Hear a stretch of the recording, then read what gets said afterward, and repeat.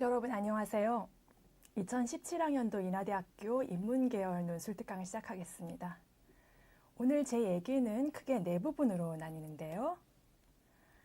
우선 첫째로 논술 우수자 전형에 관한 사항을 말씀드리겠습니다. 몇 명을 뽑고 또 성적은 어떤 식으로 합산을 하는지에 대해서 알려드리겠습니다. 둘째로는 인하대학교 논술고사의 특징에 대해서 말씀을 드리겠습니다. 이따가도 말씀을 드리겠지만 인하대학교는 대체로 비슷한 유형을 유지하고 있습니다. 그래서 기출문제를 중심으로 인하대학교 논술고사의 특징을 둘째 순서에서 살펴보겠습니다.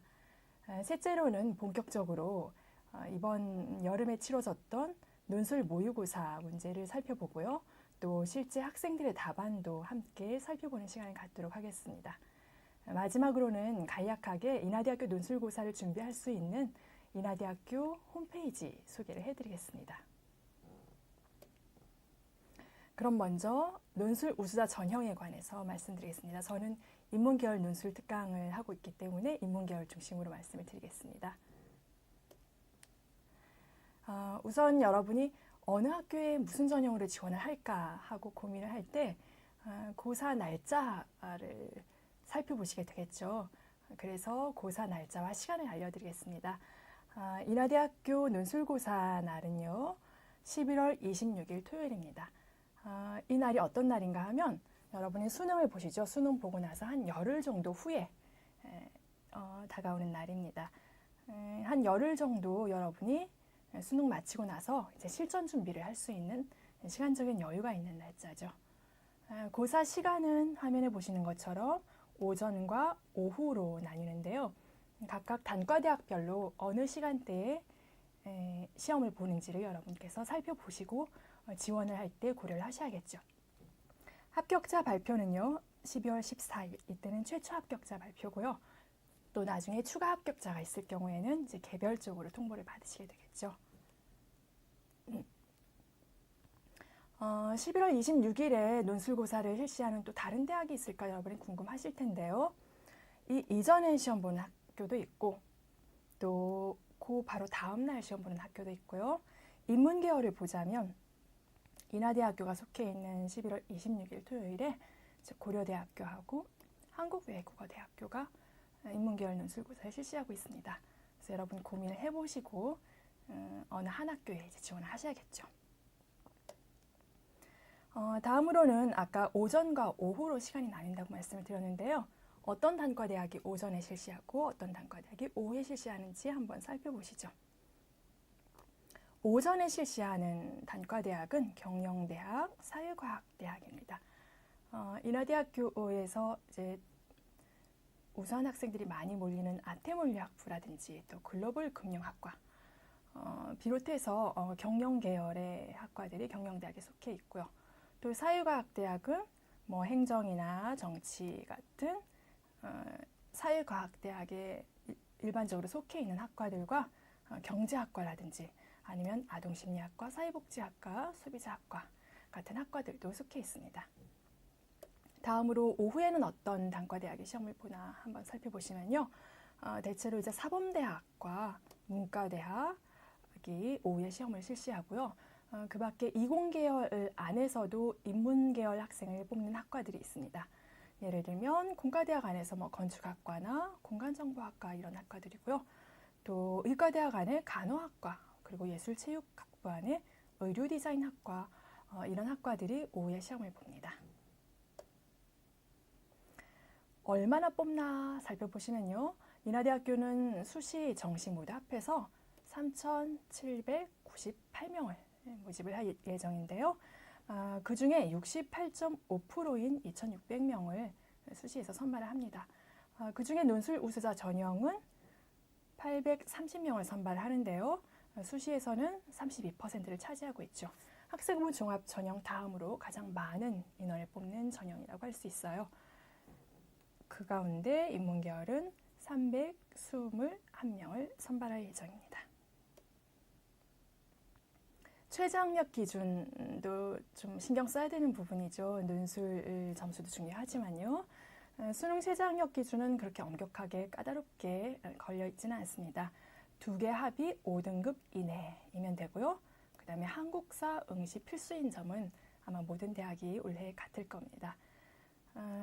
인문계열 예전에는 아태물류나 글로벌 금융학과에서는 수능 최장력 기준이 약간 높았는데 지금은 그렇지 않습니다. 그래서 이 두 학과를 생각하고 있는 학생들도 2개 합 5등급 이내라는 조건만 맞추면 별 문제가 없는 것이죠.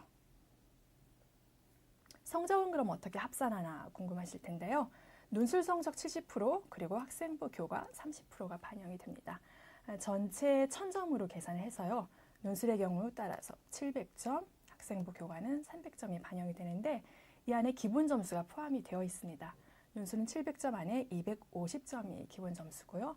또 학생부 교과는 300점 안에 100점이 기본 점수로 들어가 있습니다. 이 점을 고려했을 때 실질 반영 비율은 이렇게 좀 달라지지만 크게 보면 여전히 70대 30, 7대 3이라고 생각을 하시면 됩니다. 학생부 등급이 어느 정도 돼야 할까 궁금하실 텐데요.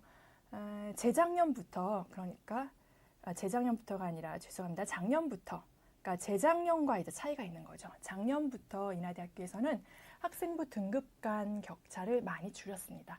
그러니까 모든 등급에서 줄인 건 아니고요. 화면에 보시는 것처럼 대체로 1등급부터 6등급 사이의 차이를 많이 줄였습니다. 그래서 1000점 만점으로 했을 때 1등급과 6등급 사이가 16점밖에 차이가 안 나는 거죠. 그러면 이 학생부 환산 점수에서 16점이 차이가 난다. 예를 들면 어떤 학생이 6등급인데 그 학생이 1등급인 학생하고 경쟁을 하려면 16점을 이제 만회를 해야 되는 거죠. 1000점 중에 16점을 만회하려면 논술 성적을 얼마나 더 잘 받아야 할까 궁금하실 텐데요. 논술 점수를 100점으로 채점을 했을 때 약 3.5점 정도를 더 받아야 됩니다. 비율로 보면 1000점 중에 16점이 더 작은 수치로 느껴지실 텐데요. 실제로 여러분이 학생부 등급 한 등급 올라가기가 굉장히 어렵죠.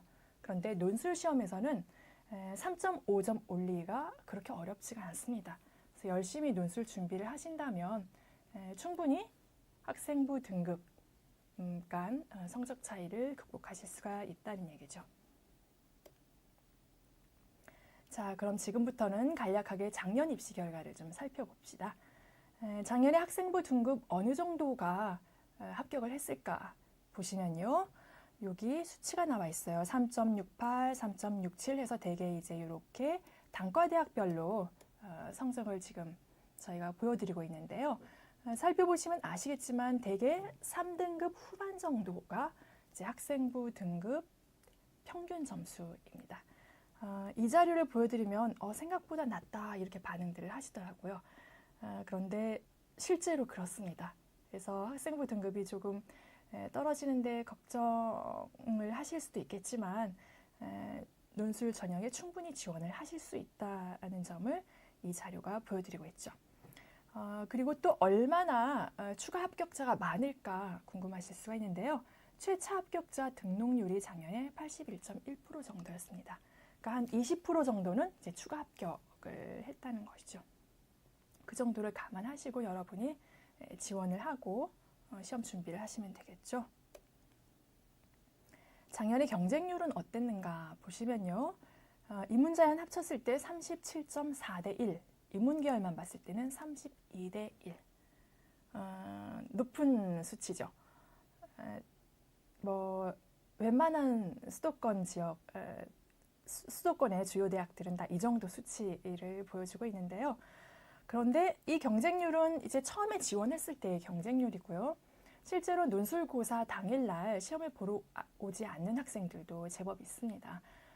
예를 들면 아까 보여드렸던 것처럼 같은 날짜에 논술고사를 실시하는 몇 군데의 대학에 동시 지원을 했다가 수능 시험 보고 나서 이제 그 중에 한 군데를 골라서 갈 수도 있는 것이죠.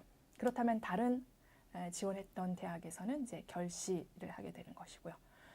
또 수능을 이제 가채점을 해봤는데 거의 확실하게 수능 최저 학력 기준이 안 된다 싶으면 또 논술 시험을 보러 오지 않을 수도 있겠죠. 또 이 밖에도 몇 가지 변수가 있을 수 있을 거예요. 수능 전에 논술고사를 실시하는 대학에 지원을 했는데 거기에 합격을 했다. 그런 경우에도 오지 않을 수도 있겠죠. 해서 그런 결시자들을 제외하고 실제로 논술고사 당일날 고사장에 와서 논술고사 시험을 본, 그러니까 답안지를 제출한 학생들만 대상으로 경쟁률을 뽑아보면 작년에 11.3대 1, 인문계열은 19.2대 1로 약간 높았지만 이제 인문자연 모두 합하면 11.3대 1로 지원했을 때의 경쟁률보다 상당히 떨어졌죠. 그래서 올해도 아마 이런 현상이 나타나지 않을까 싶으니까 경쟁률이 높다고 처음부터 너무 겁먹지 마시길 바랍니다.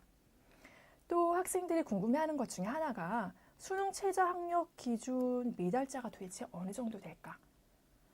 나는 수능 그래도 좀 자신 있는데 그런 학생이 많았으면 좋겠다 이렇게 생각하는 친구들도 있겠고, 수능이 좀 아슬아슬해서 그런 비율이 좀 그래도 좀 덜했으면 좋겠다 이런 학생들도 있을 텐데요. 작년에 입시 결과를 알려드리면 전체에서는 46.48%, 그리고 인문계열만 따졌을 때 47.25%의 학생이 논술고사는 봤지만 수능 최저 학력 기준을 충족시키지 못해서 이제 불합격되었습니다. 40대 후반 퍼센트니까 굉장히 높은 비율이죠. 그래서 아까도 말씀드렸지만 논술고사 준비를 하시되 수능 성적 최소한 최저 학력 기준은 넘길 수 있게 준비를 하셔야겠죠. 작년 논술고사 성적을 지금 보여드리고 있는데요.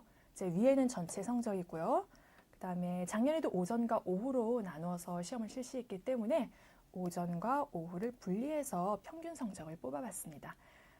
하얀 바탕에 파란색 글씨가 지원자의 성적 평균이고요. 파랑 바탕에 노란 글씨가 합격자의 성적 평균입니다. 좀 차이가 나죠. 그리고 또 작년의 경우에는 오전과 오후의 난이도가 약간은 차이가 나서 이제 이렇게 합격자의 평균 점수도 약간은 차이가 났습니다. 저희가 되도록이면 오전과 오후의 시험 난이도를 비슷하게 맞추려고 하지만 그게 이제 기계적으로 완전히 딱 맞을 수는 없기 때문에 때때로 이렇게 약간은 평균 성적이 차이가 날 수가 있습니다. 흥미롭다고 할 수 있는 점은 합격자 난이도가 차이 난다고 해도 합격자의 성적에 비해서 지원자의 평균 성적은 차이가 덜 난다는 것이죠. 그래서 시험이 약간 까다로웠을 때 합격자들의 평균 점수가 약간 더 올라간다. 지원자들의 평균 점수보다. 이 점은 이제 염두해 두실 만하죠. 자, 다시 그래프로 보여드리는데 이거는 이제 오전과 오후 성적을 합친 그래프입니다. 그래서 전체적으로 총점이 이렇게 차이가 나죠. 아까 보여드렸던 화면을 잠시 다시 보여드리면 합격자의 총점이 69.88, 거의 70점 정도다 이렇게 생각하시면 됩니다. 반면에 지원자의 성적은 한 56점 정도죠. 그러니까 한 14점 정도의 격차가 있는 거예요. 14점 정도 내가 좀 더 성적을 올리면 합격 가능성이 있겠구나 이렇게 생각을 해볼 수가 있겠죠. 그리고 대체 논술 시험은 어느 정도 맞아야 합격이지 하고 궁금할 때 100점 만점에 70점 정도면 합격을 할 수 있겠구나 이렇게 생각하실 수가 있겠습니다. 제 이야기의 둘째 부문으로 넘어가겠습니다. 아까 말씀드린 것처럼 인하대학교는 비슷한 유형의 문제를 계속 출제하고 있습니다. 따라서 기출문제를 중심으로 인하대학교 논술고사의 보편적인 특징에 대해서 살펴보면 여러분이 논술고사 준비를 할 때 도움이 될 겁니다. 인하대학교 인문계열 논술고사는 출제를 할 때 항상 출제 지침을 지키려고 노력을 하는데요. 그 출제 지침, 출제 방향을 좀 살펴볼게요. 인하대학교 논술고사는 이해력과 논리력을 평가하고자 하는 시험입니다. 어떤 학교는 좀 더 창의적인 아이디어를 평가하기도 하고요. 또 어떤 학교는 이 학생이 기본적으로 이런 지식들을 갖고 있나 배경 지식을 평가하는 경우도 있습니다. 그렇지만 인하대학교는 그런 능력보다는 이해력과 논리력 중심으로 평가를 하고자 논술고사에 출제를 합니다. 따라서 대개는 제시문을 꼼꼼하게 읽고 주어진 자료를 꼼꼼하게 살핀다면 그렇게 답안을 찾아내기가 어렵지가 않습니다. 물론 논술고사는 정해진 답안이 없죠. 하지만 설득력 있는 그 근거를 제시한다는 점에서 제시해야 한다는 점에서 이제 어느 정도 답을 찾아내야 한다면 대개는 제시문과 자료 안에 단서들이 들어있다는 것입니다. 둘째로 인하대학교는 공교육 안에서 학생들이 스스로 외부의 도움 없이 논술고사 준비를 할 수 있게끔 그렇게 어렵지 않은 난이도를 유지하려고 노력을 합니다. 따라서 영어 제시문이나 수리 문제나 또는 까다로운 제시문은 출제를 하지 않습니다. 제시문은 대체로 교과서에서 발췌하거나 또 교과서에 없는 부분을 출제본부에서 이제 작성을 하는 경우도 있는데요. 그런 경우라고 하더라도 어휘나 문장 구조, 문장의 길이 이런 것들을 고등학생들이 한번 쭉 읽었을 때 이해가 될 수 있는 수준으로 맞추려고 언제나 노력을 합니다. 출제본부 안에서 실제로 제시문의 문장이나 어휘를 다듬는 작업에 시간을 굉장히 많이 할애하죠. 또 문제 유형을 일정하게 유지한다는 점은 조금 전에 말씀을 드렸는데요. 따라서 여러분이 올해 모의논술뿐만이 아니라 작년, 재작년 기출문제를 가지고 몇 번 연습을 해보실 수가 있는 거죠. 그리고 모의논술고사 유형과 전혀 다른 엉뚱한 유형이 나오지는 않습니다. 대개는 모의논술에서 제시한 방향과 비슷하게 나오니까 기출문제를 가지고 연습을 하셨을 경우에 결코 당황하시는 일은 없을 겁니다. 또한 마지막으로는 시간에 쫓겨 풀어야 하거나 요령으로 풀 수 있는 문제는 내지 않겠다는 출제 지침을 갖고 있습니다. 지금 현재 120분, 그러니까 2시간 동안 1000자 그리고 700자 내외의 답안을 쓰게 되어 있는데요. 2시간에 1700자 정도를 쓴다는 것은 그렇게 빠듯한 분량은 아닙니다. 인하대학교의 논술고사 문제지를 보면요. 맨 앞에 이런 식으로 유의사항이 등장합니다. 이걸 미리 여러분께 보여드리는 건데요. 일반 유의사항 안에서 가장 중요한 거는 답안지가 교체되지 않는다는 점입니다.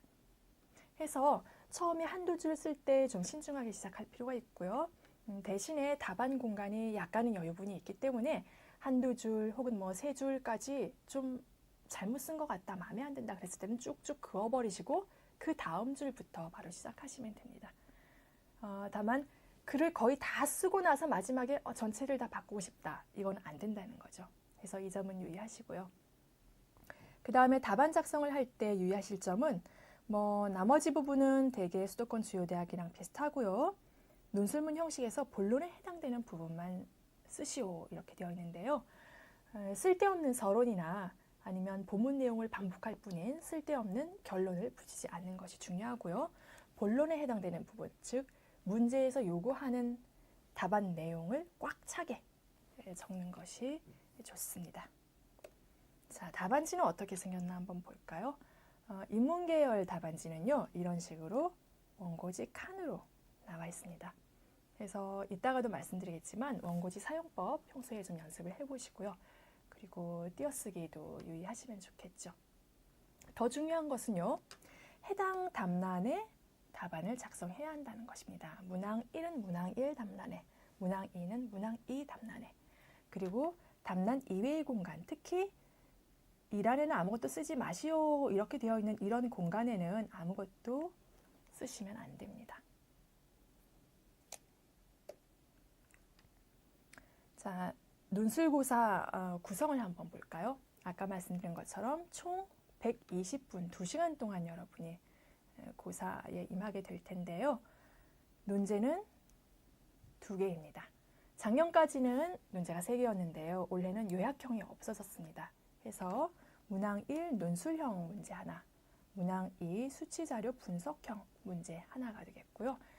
배점 그리고 답안 글자 수는 이렇게 제시되어 있습니다. 아까도 말씀드렸듯이 1000자 내외, 700자 내외 이렇게 답안을 작성하시면 되죠.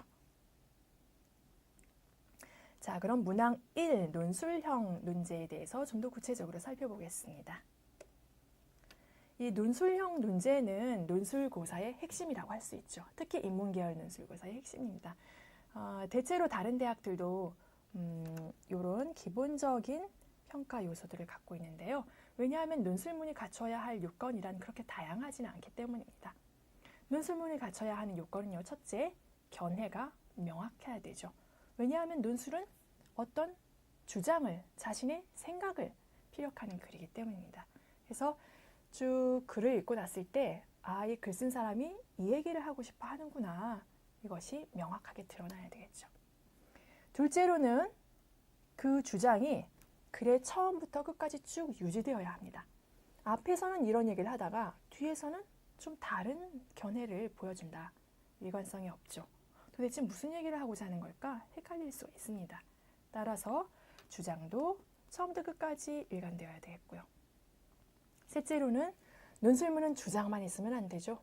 주장이 설득력이 있도록 근거를 차근차근 제시를 해야 됩니다. 그래서 설득력 있는 근거 제시가 논술문의 셋째 요건이고요. 마지막으로는 전체적으로 글이 논리적인 체계를 갖추어야 하는데요. 논리적인 체계를 갖추는 가장 쉽고도 기본적인 방식은 뭐냐면 문단 쓰기를 잘 하는 겁니다. 문단 혹은 단락이라고도 하는데요. 하나의 단락은 하나의 작은 생각을 담고 있는 단위죠. 그래서 하나의 단락 안에는 통일성이 있어야 됩니다. 이 단락에서 무슨 얘기를 하겠다라는 것이 분명히 드러나고요. 그 얘기에 관해서는 그 단락에서 다 끝을 내야 되죠. 만약 새로운 생각을 또 내보이고 싶다. 그러면 그때는 단락을 바꿔줘야 되죠. 그 둘째 단락에서도 마찬가지로 내보이고 싶은 생각을 중심으로 다른 이야기들이 다 연결이 잘 되어 있어야 되겠죠. 그리고 셋째 단락도 마찬가지고 해서 한 글이 500자, 600자 넘어간다 그러면 적절하게 단락을 나누고 단락별로 이야기가 잘 뭉쳐져 있어야 한다. 이 점을 꼭 기억하시고요. 연습을 해보세요. 그렇다면 논리적 체계를 갖추는 일은 어렵지가 않을 겁니다. 인하대학교 논술형 논제에 대해서 설명을 드릴 텐데요. 조금 전에는 보편적으로 논술형 논제의 요건, 논제가 요구하는 요건을 말씀드렸고요. 지금은 이제 인하대학교 논술형 논제가 어떤 식으로 출제되는가를 말씀드릴 텐데 입장 선택형이라고 할 수 있습니다. 입장 선택형이라는 건 어떤 거냐면 논제에서 던진 질문에 대해서 요런 답, 요런 답, 요런 답을 제시할 수 있겠구나라는 것을 출제위원이 미리 요약을 해서 보여준다는 의미입니다. 대개 주제는요, 수험생 수준에서 생각해 볼 만한, 그러니까 아주 어렵지 않은 주제, 아주 심오한 철학을 다루고 있는 주제가 아니라 흔히 고등학생이라면 이 정도는 생각을 해볼 수 있지 않을까, 혹은 고등학생이라면 이 정도 생각해 보면 좋겠다, 교육적으로 좀 바람직한 면이 있는 주제를 선정하기도 합니다. 또 조금 전에 말씀드린 것처럼 논제에 대한 입장을 2개나 3개 정도 미리 요약해서 보여줍니다. 그래서 여러분은 제시된 2개나 3개의 입장 중에서 하나를 선택해서 자신이 선택한 입장을 지지하는 글을 쓰면 되는 거죠. 따라서 어떤 방향으로 이 글이 가야 할까를 오래 고민하지 않을 수 있습니다. 또한 답안을 쓸 때 제시문은 몇 개를 활용해야 할까?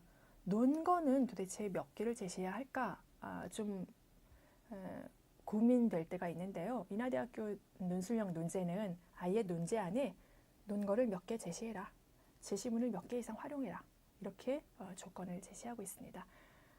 또한 자신의 주장, 자신의 입장에 대해서만 글을 쓰는 게 아니라 이제 상대방이라면 나에게 어떤 식으로 반박을 할까라는 걸 한번 생각을 해보고 그에 대해서도 다시 재반박을 하라 해서 재반박을 포함시킬 것을 요구합니다. 이 내용들이 논제 안에 조건으로 제시되어 있고요. 따라서 논제를 꼼꼼하게 읽는다면 출제자가 어떤 식의 구성을 지금 의도하고 있는가, 내가 답안을 어떤 식으로 구성해야 할까를 예측할 수가 있죠. 그래서 영 어긋나는 답을 쓸 확률이 낮아집니다. 작년 문제로 좀 살펴볼까요? 인하대학교 논술형 논제는 크게 3부분으로 나눠지는데요. 이렇게 맨 앞에 문두 부분이 있습니다. 이 부분에서는 대체로 이번 논술고사가 요 주제를 가지고 좀 문제를 다뤄보려고 한다 하는 큰 주제가 제시됩니다. 한번 읽어보겠습니다. 중견기업 A사에서는 미래 산업의 흐름에 맞춰 사업 구조를 재편하고자 한다. 다음의 두 가지 유형 중 어느 것을 따르는 것이 더 타당하다고 생각하는지 조건에 맞게 논술하라. 큰 주제를 찾으셨나요? 중견기업 A사가 하나의 맥락으로 주어져 있고요. 사업 구조 재편이라는 큰 주제가 나옵니다. 어떤 회사가 이제 지금 산업 환경이 좀 변화하고 있구나. 우리 사업 구조도 바꿔야 될 텐데 어떤 방향으로 바꾸면 좋을까를 고민하고 있는 것이죠. 그것이 바로 이 논술 문제의 주제였고요. 아까 말씀드린 것처럼 다음 부분에서는 이 질문에 대해서 크게 어떤 입장이 가능한지 출제자가 미리 가능한 입장을 요약해두고 있습니다. 이 부분을 보시면요. 대개는 이렇게 제목이 달려 있어요. 왜 제목을 붙이냐면요. 답안을 쓸 때 나는 집중형을 지지한다. 나는 분산형을 선택하겠다. 하는 식으로 간략하게 자신의 입장을 표현할 수 있게 글자 수를 절약할 수 있게 하기 위해서 대개는 간략한 제목을 각 입장마다 달아둡니다. 그리고 밑에는 그 입장에 대한 상세한 설명이 나오죠. 논지에서 살펴본 것처럼 중견기업의 사업 구조를 어떻게 재편하면 좋을까라는 질문에 대해서 크게 집중형과 분산형 이렇게 두 개의 입장을 제시하고 있어서요. 여러분은 두 입장 중에 하나를 선택해서 왜 그 입장을 택했는지 혹은 왜 그 입장을 지지하는지를 근거를 들어서 쓰면 되는 것이죠. 마지막으로 답안 구조에 관련되는 조건 부분을 한번 살펴보시죠. 1번과 4번 조건은요. 이미 앞에서 살펴본 답안 작성 유의사항에 중복해서 들어가 있습니다. 학생들이 조금 더 유의할 수 있게 이렇게 문제 안에서도 중복해서 보여주고 있는데요. 본론만 쓰라든지 제시문의 문장을 그대로 옮기지 말라든지 이런 것은 꼭 지켜야 할 조건이죠. 그 밖에 이번 문제의 답안 구조와 관련되는 조건이라면 2번과 3번이 해당될 텐데요. 이미 제가 빨간 줄을 그어놨으니까 빨간 줄에 유의하면서 같이 한번 읽어보시죠. 이 둘 중에 하나만 택하여 집중형과 분산형 중에 하나만 택하는 것입니다. 둘 다 옳다 혹은 둘 다 그르다 이런 입장은 허용하지 않겠다는 것이고요.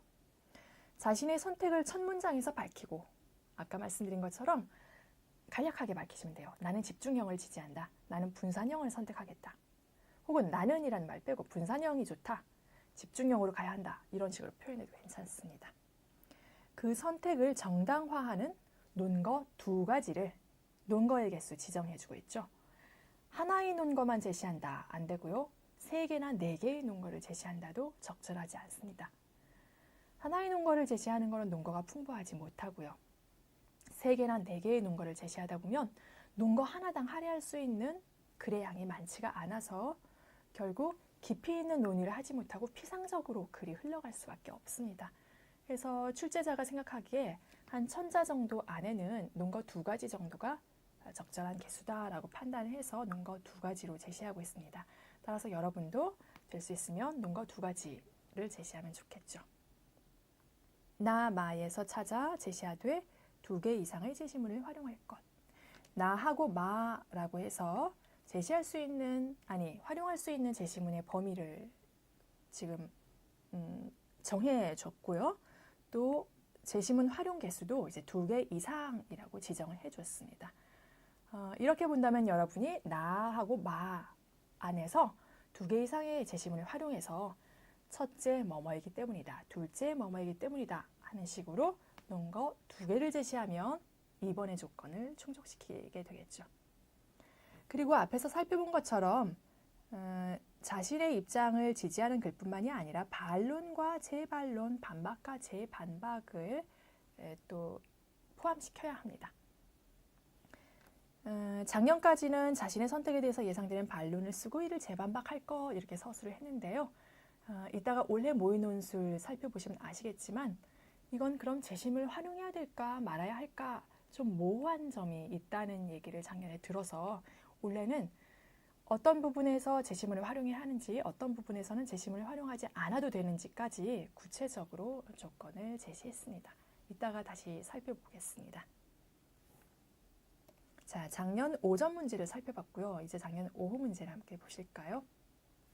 이번에도 마찬가지로 크게 세 부분으로 나뉠 수가 있습니다. 맨 앞부분, 문두 부분에서 가장 큰 주제를 찾아내실 수가 있는데요. 한번 읽어보시죠.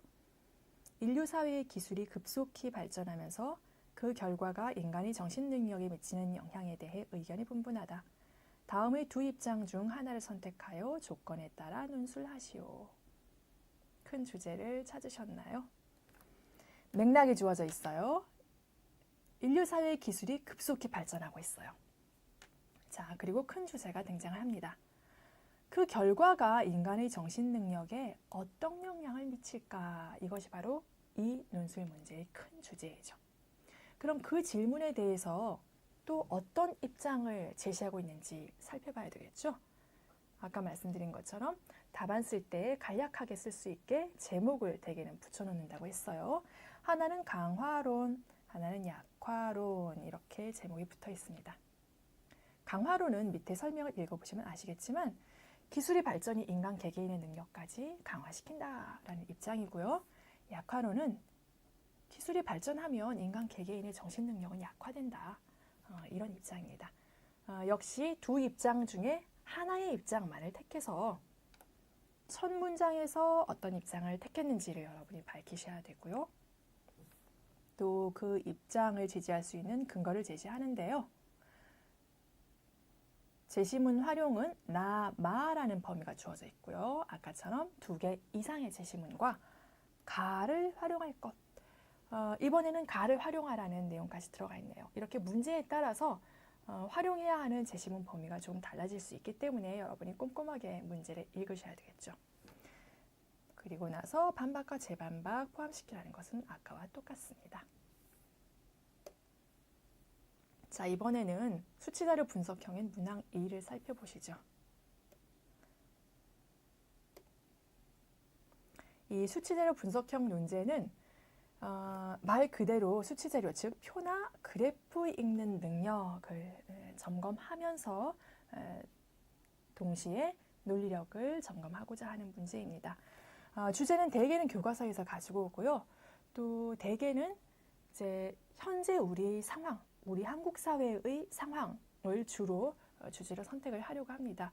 단지 문제를 위한 문제가 아니고요. 여러분이 문제를 풀면서 현재 우리나라가 어떤 상황에 놓여 있나에 대해서도 한 번쯤은 생각을 해보게끔 하기 위해서 이제 대개는 교과서에서도 다루어졌으면서도 현재 우리 상황과 관련 있는 주제를 출제를 하려고 합니다. 이 표나 그래프의 내용을 이제 서술의 근거로 활용하는 유형이 되겠고요. 따라서 이 논제를 이런 유형의 논제를 풀기 위해서 여러분이 우선 수치 자료를 정확하게 읽어야 되겠죠. 그래서 제가 수치 자료 읽는 능력이 필요하다고 화면에 써두었습니다. 또 물음이 한 2개, 3개 정도 제시되는데요. 그 물음에 답하기 위한 필요한 자료를 모두 골라야 되고요. 또 필요 없는 자료도 잘 가려내셔야 됩니다. 조금 이따가도 말씀드리겠지만 모든 자료에 대해서 언급을 할 필요는 없고요. 필요한 자료만 딱딱 골라서 잘 언급을 하시는 것.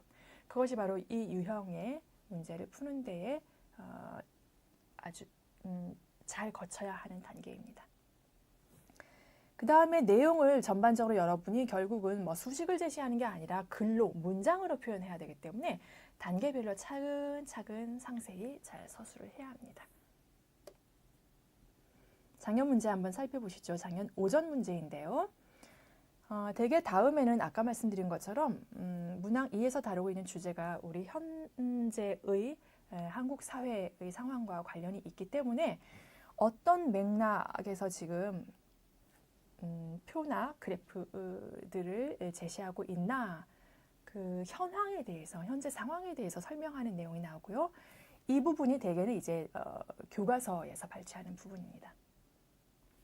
그런 배경 하에 구체적인 질문이 이렇게 아래 부분에 나오게 됩니다. 작년의 경우에는 이제 무역 의존을 얼마나 하고 있나 우리나라 경제가 그 점을 이제 큰 주제로 뽑았고요. 그에 대해서 구체적으로 이렇게 밑줄 친 부분에 대해서 이제 서술하는 문제를 출제했습니다. 한번 그 부분만 읽어보겠습니다.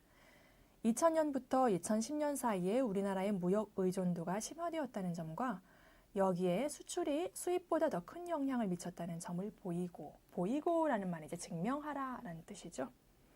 수출 증가 현상을 주도하고 있는 세 가지 요인을 제시하시오 해서 어떤 현상에 대해서 어떻다라고 진술할 때 그 점을 어떤 근거를 가지고 확인할 수 있을까? 증명을 해봐라. 밑에 나와 있는 표나 그래프의 내용을 가지고 증명을 해봐라. 이런 문제가 하나 출제됐고요. 뒷부분은 어떤 현상이 있을 때 그 현상의 이면에는 어떤 요인들이 있는가? 역시 표나 그래프에서 내용을 찾아낼 수가 있는 문제였습니다. 또 작년 오후 문제도 살펴볼까요? 역시 다음에서 앞부분에서는 우리나라 현황, 우리나라의 상황을 다루고 있는 내용이 제시되어 있습니다. 환경 오염물 배출에 관련된 것, 또 이것을 억제하기 위해서 이제 세금이나 별도의 부담금을 정부가 부과하는 내용, 이런 것들이 제시되어 있었죠. 그런 맥락 속에서 그런 배경 안에서 구체적으로는 무엇을 묻고 있는지 밑줄 친 부분을 보시면요. 자동차 한 대당 휘발유 소비 지출액이 증가한 원인과 휘발유 관련 세금 총 징수액이 증가한 원인 해서 어떤 현상의 이면에 역시 어떤 원인이 있는가 하는 것을 표나 그래프 자료에서 단서를 얻어서 설명을 해보라는 내용이었습니다.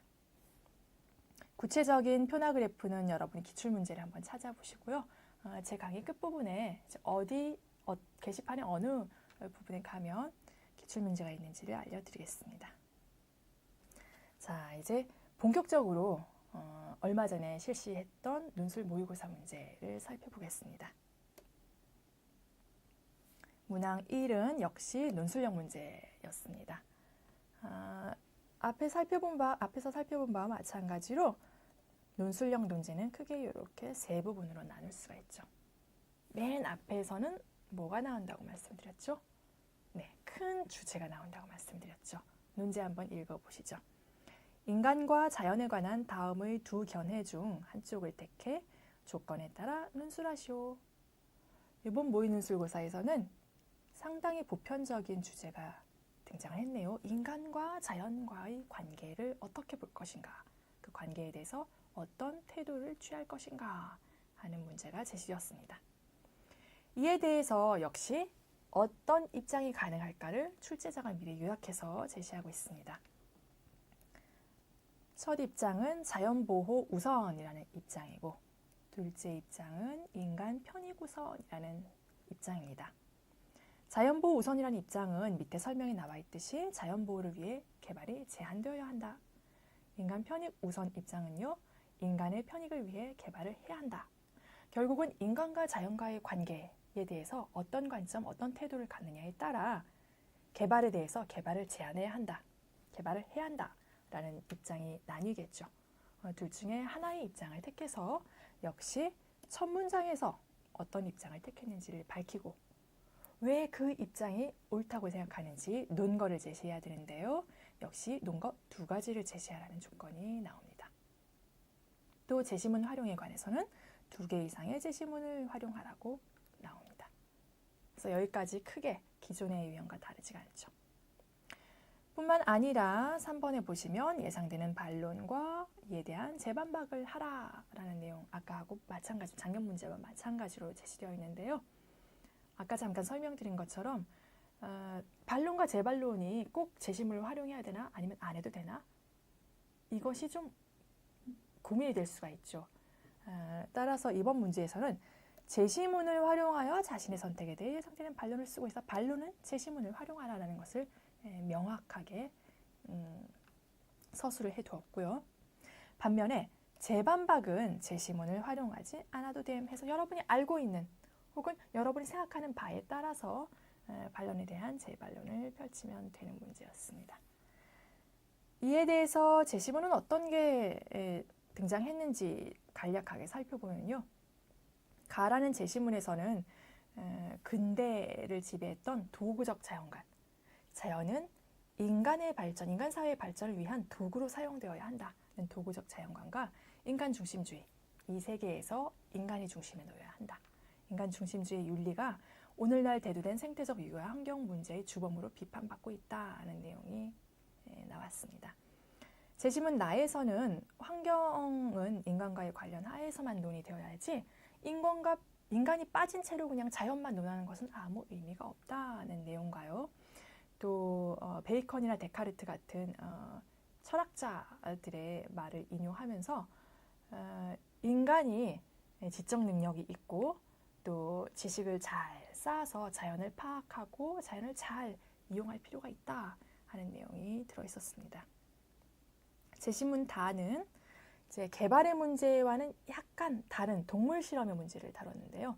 동물 실험을 중단해야 한다라는 내용을 크게 3가지의 근거를 들어서 제시하고 있습니다. 그 안에는 이제 철학자 칸트의 의견도 들어있었고요. 제시문 라는 공리주의적 관점에서 봤을 때 동물의 희생을 감수하더라도 더 많은 인간에게 이익이 된다면 그쪽을 택하는 것이 옳다는 내용이 들어있었습니다. 이렇게 간략하게 제가 소개를 해드렸지만요. 어떤 제시문의 대개는 어떤 입장을 지지하는 데 유리하겠구나 하는 것을 이 내용만으로도 여러분이 좀 눈치챌 수 있지 않을까 싶습니다. 제시문은 아까 교과서에서 발췌하거나 교과서 수준으로 수정을 한다고 말씀드렸는데요. 예를 들면 이번 모의논술 고사의 경우에는 이제 교과서에 베이컨이나 아니면 데카르트의 그 자연관, 아까 말씀드렸죠. 도구적 인간관, 인간 중심주의 윤리, 이런 것이 생활과 윤리 교과서에 나와 있습니다. 여러 출판사의 교과서에 대체로 이제 내용이 많이 겹쳐서 나와 있었고요. 또 중간에 제시문 라가 이제 공리주의를 다루고 있었는데요. 윤리와 사상이라는 교과서 안에는 공리주의에 대해서 또 되게 여러 출판사들이 공통적으로 다루고 있었습니다. 그래서 이런 부분들이 되게 이제 출제본부 안에서 저희가 제시문을 뽑아오는 부분들이죠. 또 생태계라든지 환경 문제에는 한국지리 교과서에서도 많이 다루어졌습니다. 그래서 생태계 보존을 위해서 인간이 하는 노력, 인간이 어떤 방식으로 자연과 더불어 살 수 있는지에 대한 내용들이 많이 나와 있어서 그 부분도 저희가 제시문을 만드는데 활용을 했습니다. 논술형 답안의 평가 기준을 살펴보실까요? 가장 중요한 것은, 가장 기본이 되는 것은요, 바로 문제가 제시한 조건을 준수하는 겁니다. 아까 논술형 논제가 크게 3부분으로 나눠져 있었고, 셋째 부분에서 조건들이 제시되어 있었는데요. 그 조건 하나하나가 모두 평가 기준, 즉 채점 기준으로 들어간다고 보시면 됩니다. 아까도 설명드렸지만 논거를 2개 쓰라, 2개 제시하라 라고 했는데 하나나 3개나 4개를 제시하면 이제 감점이 되겠죠. 기타 형식 요건은요, 이제 원고지 사용법이나 기타 어문 규정들을 잘 지켰는지인데요. 맞춤법에 자신 없는 학생들이 이거 맞춤법 하나 틀릴 때마다 다 깎이나요? 이런 질문을 간혹 하기도 합니다. 그렇지 않고요. 답안 전체를 봤을 때 전체적으로 맞춤법이 좀 문제다. 전체적으로 문장이 좀 이어지지가 않고 호응이 잘 이루어지지 않는다 싶으면 이제 감점을 하는 것이죠. 그래서 하나하나가 문제가 아니라 전체적인 글의 수준이 문제가 되는 것이고요. 원고지 사용법은 조금 이따가 화면을 통해서 다시 한번 설명을 드리겠습니다. 자, 여기까지가 기본 점수라면 이제 가점은요, 더 잘 쓴 답안에 이제 점수가 들어가는 것이죠. 가점을 받으면 합격 가능성이 상당히 높아지죠.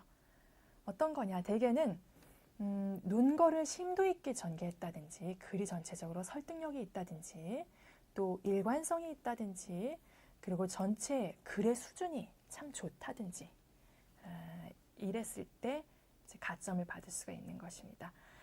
글을 자꾸 쓰다 보면 이제 이렇게 4가지는 여러분이 충분히 충족할 수 있을 겁니다.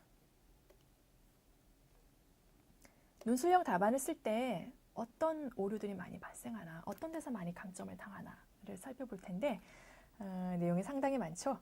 근데 이 중에서도 제가 강조하고 싶은 하나를 꼽자면 바로 빨간색으로 제가 밑줄을 그은 부분입니다. 그 부분 내용을 한번 읽어보겠습니다. 제시문의 내용과 자신의 주장 사이의 연결 부족. 네, 제시문을 활용해서 논거를 끄집어내는 거는 맞습니다. 하지만 본인이 주장하고 있는 내용하고 제시문 사이를 연결을 잘 시켜야 돼요. 연결 없이 그냥 제시문의 내용만 줄줄이 쭉 쓰는 답안이 상당히 많은데요. 그런 답안은 좋은 점수를 받을 수가 없죠. 왜냐하면 앞에서 말씀드린 것처럼 논술문이라는 것은 주장이 있고 그 주장을 뒷받침하는 근거가 등장을 해야 되기 때문입니다. 제시문만 쭉 나열을 했다. 채점자가 알아서 그것을 근거로 판단하지는 않기 때문이에요. 주장과 제시문의 단서들을 연결하는 문장이 한두 문장 정도는 나와줘야 되는 것이죠. 그 밖에 나머지 사항들도 여러분이 검토를 해보시고요. 답안을 쓸 때 지키도록 노력을 해보십시오. 실제 답안 사례 보실까요? 먼저 원고지 사용법에 관한 것입니다. 원고지 사용법은 배점이 그렇게 크지는 않아요. 하지만 1점이라도 깎이면 아슬아슬하게 합격 불합격이 갈릴 수도 있는 상황일 수 있어서 이제 한번 익혀두는 것이 좋겠죠.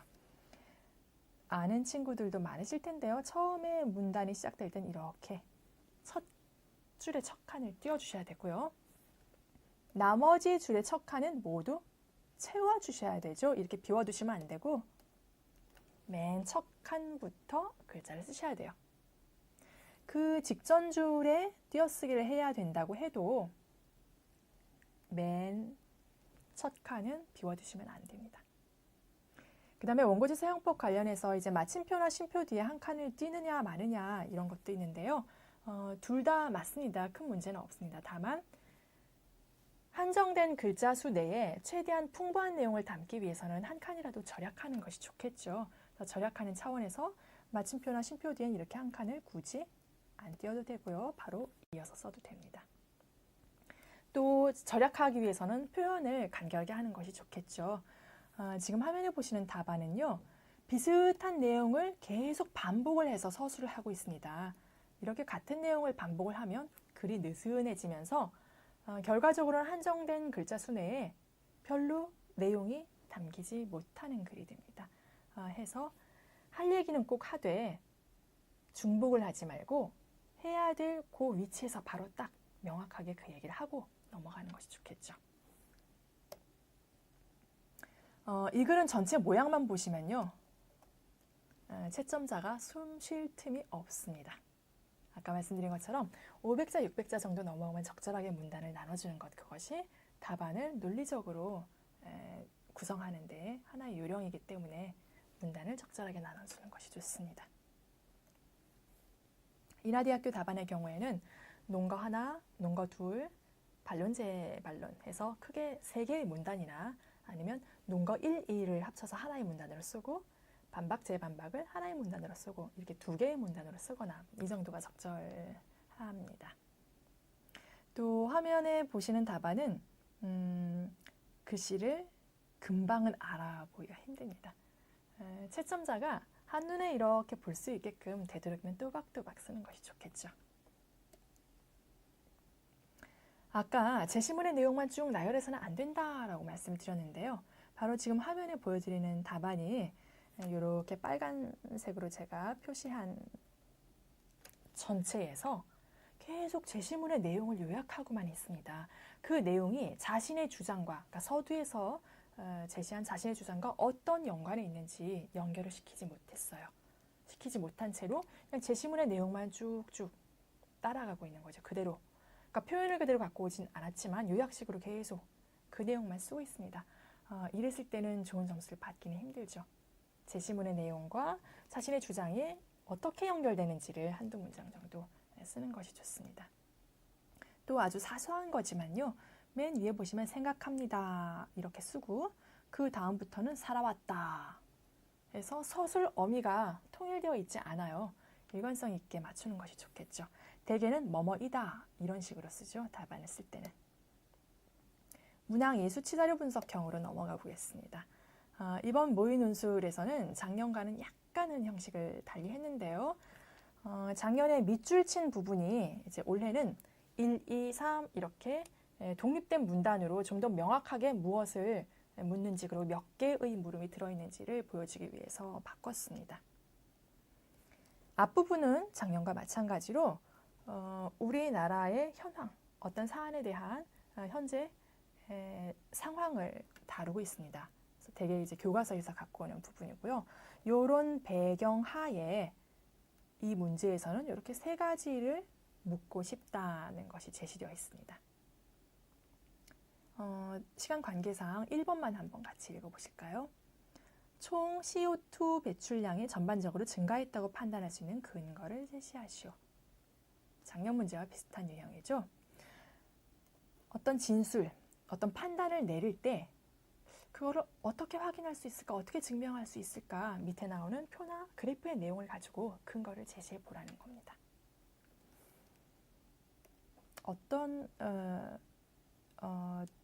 조금 전에 이 앞부분에서 교과서에서 나온 부분이다라고 말씀드렸는데요. 바로 그 교과서 화면이 이어서 나오네요. 사회교과서에 보면 자연환경, 아까는 이제 한국지리에서도 나왔지만요. 자연환경의 변화가 인류의 삶에 어떤 영향을 미칠까 하는 주제가 다뤄지고 있습니다. 여러 출판사에서 이 주제를 다루고 있죠. 특히 요즘에 지구온난화 문제가 심각하죠. 이번 여름에도 굉장히 더웠는데요. 아직도 덥고요. 온실가스 문제가 이제 하나의 화두죠. 그래서 이번 문제에서도 이 지구온난화와 온실가스와 관련해서 이산화탄소 배출량, CO2 배출량, 특히 이제 전력을 생산하는 데 있어서 그 문제를 다루고 있습니다. 제시된 자료를 살펴보면요. 자료 1은 이렇게 막대 그래프가 제시되어 있는데요. 자료 1의 제목을 보시면요.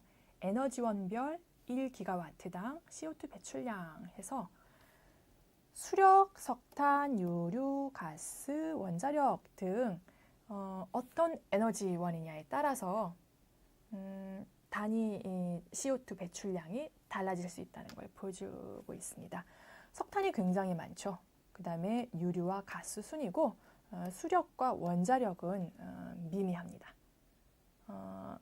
다른 문제를 다 제쳐두고 CO2 배출량을 줄이고자 한다. 그러면 수력이랑 원자력에 주목해보는 것도 하나의 방안이겠죠. 어쨌든 이런 자료가 자료 1로 제시되어 있고요. 자료 2와 3은 비슷한 형식인데 사실 같은 형식이죠. 같은 형식인데 제목을 보면 차이가 있어요. 에너지원별 발전 설비용량, 에너지원별 발전 전력량. 자료 2는요. 설비가 어떻게 갖춰져 있나에 대한 겁니다. 최대치로 가동했을 때 얼만큼을 생산할 수 있나. 에너지원별 발전 전력량인 자료 3의 경우에는 실제로 이 기간 동안 얼만큼의 발전을 했느냐, 얼만큼의 전력을 생산했느냐 하는 것입니다. 그래서 의미가 다르죠. 이 두 표의 의미 차이를 잘 아셔야만 이번 문제를 잘 보실 수가 있는 것이죠. 그래서 어떤 자료든지 이 그래프나 표의 제목을 잘 보는, 꼼꼼하게 읽는 것이 중요하죠. 그리고 자료 4는 용도별 판매 전력량인데요. 이렇게 생산된 전력이 이제 가정 부문에서 사용되는가, 공공 및 서비스 부문에서 사용되는가, 생산 부문에서 사용되는가를 그런 용도로 나눠서 다시 수치를 이제 제시하고 있습니다. 자료 5도 그래프로 제시되어 있는데요.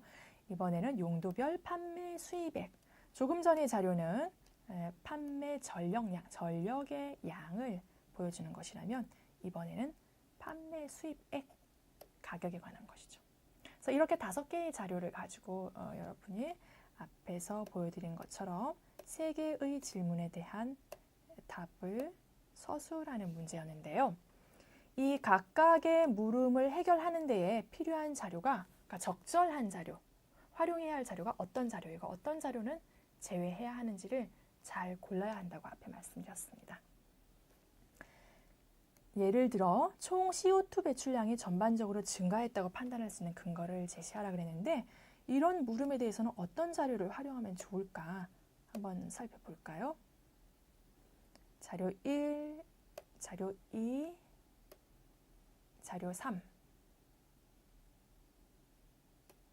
자료 4, 자료 5. 자료 4, 자료 5는 소비 부분이기 때문에 생산에 관련된 건 자료 1, 2, 3에 해당될 거예요. 자료 1은 필수적으로 들어가겠죠. 왜냐하면 단위당 CO2 배출량입니다.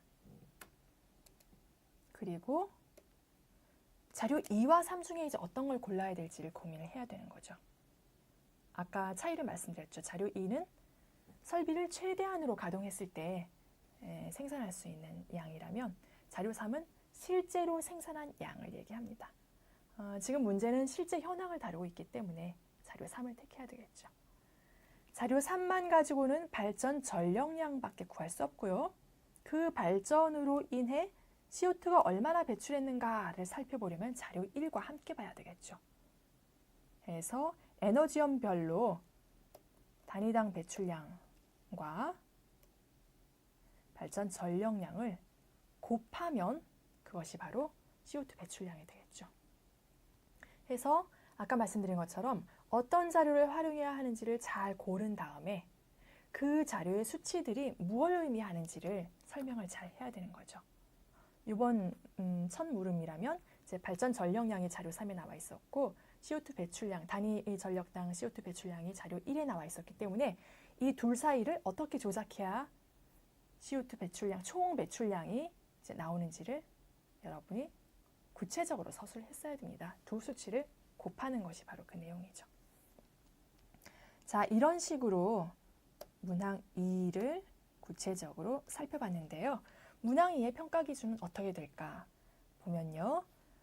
가장 기본적인 것은 방금 말씀드린 것처럼 물음과 관련 있는 올바른 자료를 잘 선택해서 그것을 답안에 쓰고 있는가. 그 다음에 자료를 활용해서 근거를 논리적으로 제시하고 있는가. 논리적으로 비약이 있어야 있는 것이 아니라 꼼꼼하게 단계별로 설명을 잘 차근차근 하고 있는가. 예를 들면 아까 자료 1과 자료 3의 수치를 서로 곱하면 총 CO2 배출량이 나온다 하는 식으로 구체적으로 주어진 자료 사이의 관계를 서술하고 있는가. 이런 것이 핵심 내용이겠죠. 이 평가 2는 보시면 아시겠지만요. 맞고 틀림이 이제 명확하게 갈리는 문제죠. 해서 어떤 내용이 꼭 들어가야 한다라는 핵심 내용을 가지고 저희가 주로 채점을 하는데 그 핵심 내용을 여러분이 잘 간파하는 것이 중요합니다. 그 밖의 형식 요건을 살펴보는 것은 문항 1과 마찬가지고요. 역시 답안 전체의 글의 수준을 보는 것이고요. 그 다음에 다른 사람이 지적하지 못한 부분까지 잘 지적하고 있다 하면 이제 가점을 얻을 수가 있는 겁니다. 이번 모의논술의 경우에는 예를 들면 이런 식으로 저희가 이제 채점 기준을 마련합니다. 첫 물음에 대해서 쓸 수 있는 자료가 어떤 게 있었나, 자료 1과 자료 3을 잘 썼는지가 채점의 대상이 되겠고요. 그 자료에 관해서 해당 내용들, 핵심 내용들을 잘 서술을 했는가 하는 것도 또한 채점 기준이 되겠습니다. 예시 답안을 보여드리는 이유는 이렇게 물음별로 문단을 나누어서 답안을 작성하시길 권하기 위해서입니다. 왜냐하면 이렇게 문단을 잘 나눠주면 채점자가 이거 1번 물음에 대한 답이구나, 2번 물음에 대한 답이구나 하고 금방 파악할 수 있고요. 채점자가 답안 전체의 구조를 빨리 파악할수록 그 답안에 대해서 긍정적인 인상을 가질 수 있기 때문입니다. 수치자료 분석형을 풀 때 여러분이 흔히 범하는 실수를 말씀드리자면요. 글 전체를 체계적으로 구성하지 못하는 경우가 있는데요. 자료의 순서를 따르면서 계속 자료를 해설하는 것 안 되고요. 물음 순서를 따라야 합니다. 그리고 첫째 물음, 둘째 물음, 셋째 물음 해서 그 물음에 해당되는 내용만 딱딱 쓰고 넘어가야 되는 거죠. 또 자료 전체의 구조나 제시된 수치의 정확한 의미를 파악하지 못하면 적절한 자료를 못 골라내거나 그 자료를 언급하더라도 적절한 부분을 지적을 못할 수가 있겠죠. 그래서 평소에 표나 그래프 읽기 연습을 꾸준히 해보시면 좋겠고요.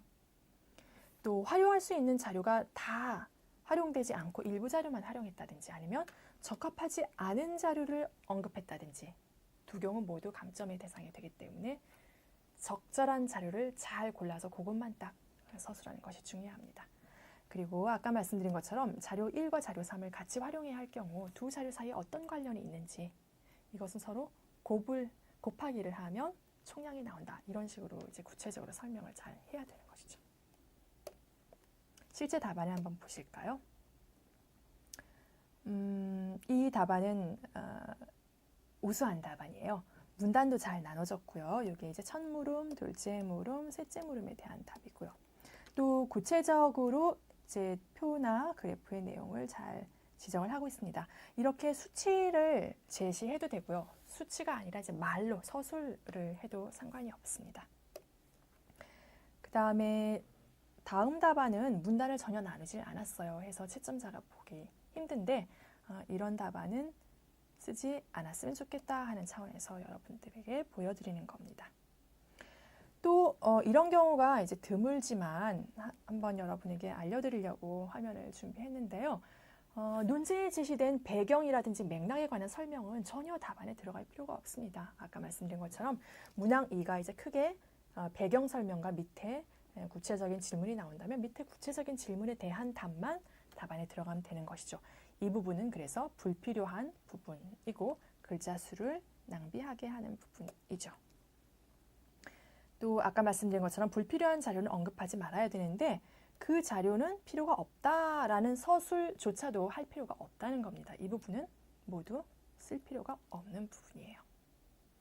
그리고 아까 말씀드린 것처럼 자료 1과 자료 3에 의해서라고 모호하게 쓰기보다는 자료 1과 자료 3의 수치를 어떤 식으로 조작을 했을 때 수력은 얼마, 석탄은 얼마 하고 구체적으로 이제 설명을 해야 되는 것이죠. 이 수치자료 분석형은 좀 어려워하는 친구들이 많아요.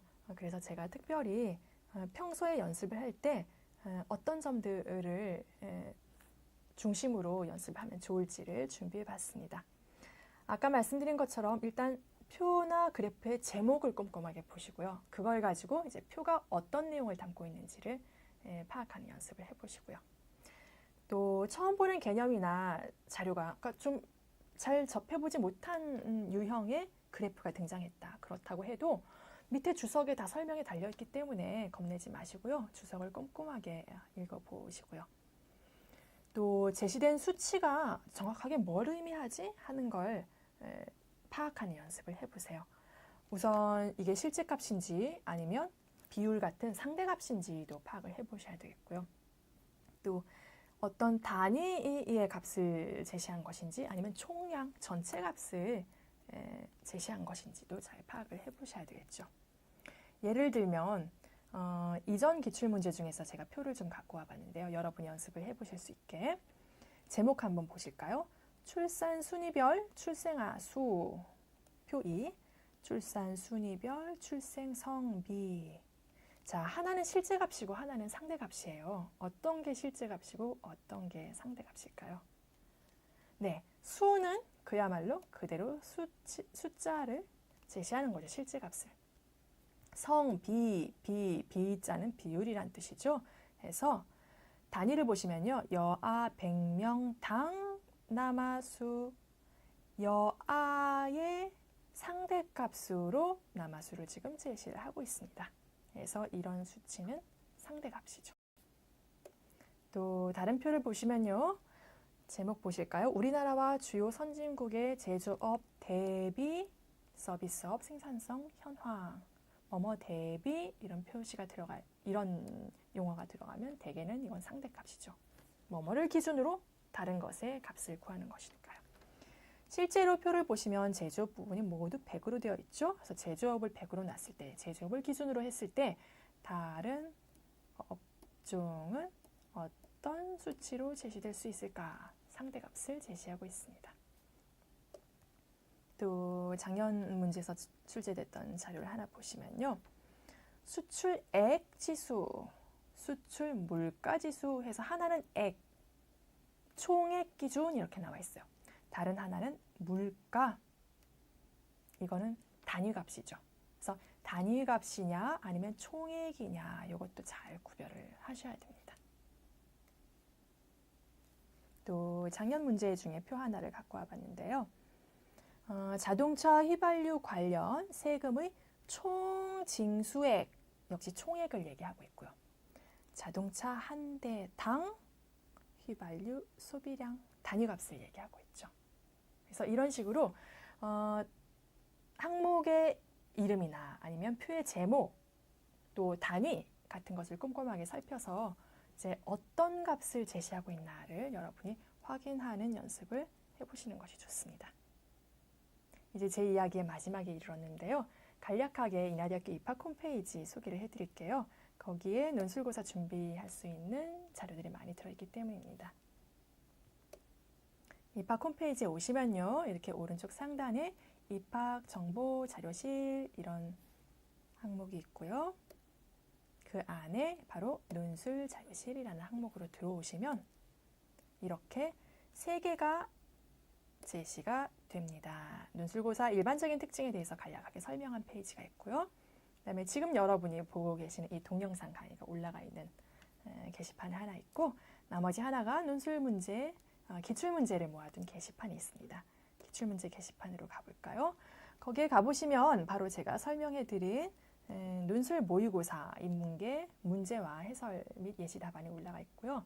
또 아마 지금 올라가 있을 수도 있고 조만간 올라갈 텐데 논술 모의고사 자료집이 올라가 있습니다. 거기에는 실제 답안들 제가 소개해드린 것 이외에도 조금 더 많은 자료가 들어있고 그에 대해서 출제위원이 이제 답안별로 평가한 평가 내용도 들어있습니다.